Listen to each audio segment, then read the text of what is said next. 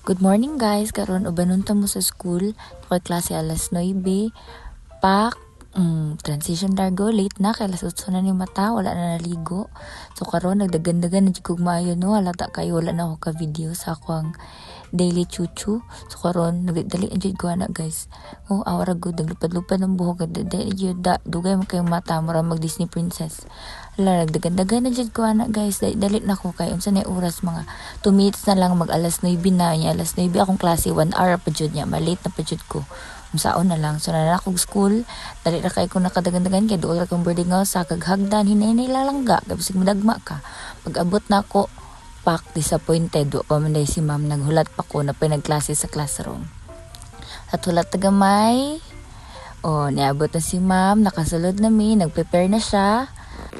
Naka-plaster na mi, mag-start ang klase, mula ako mga classmate, dagan ki sila absent, ambot nga no. Pero katugay, nangabot raman mga late, nag-start na din mi, magbuhat tayo mig scrapbook. Atong long weekend ba nung nagihatag, pero wala mang gud mi nakamit sa mga maestra, marang karon pa mi na naignan.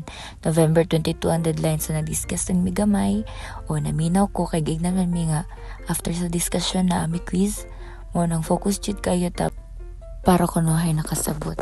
So, umana din namang klase, wala mi nag-quiz guys. Kipahimo ra mi og essay o reflection. So, nang wali na mi, humana ang klase, alas 10 na, nabaklay na mi, niapit mig business office, kaya magkuhaon ta mi og statement of account, pero wala may tao. Fit check lang kadali, bakit gamay, balik outfit. So, pagawas na ko, gibalikan to na akong payong akong sa aran dito, kaya mapalit kong payong, kay sunog lang kaya akong agtang. Ato na dahil mis kanan na mo, dara okay, barato ra mang good na, kumbu-kumbu ba niya. Lamay kayo, lipay kayo, kay kao naman. Na namis dito, nag-order na mi. Kay ang among pamahog paniod to, isa ra para makatipid.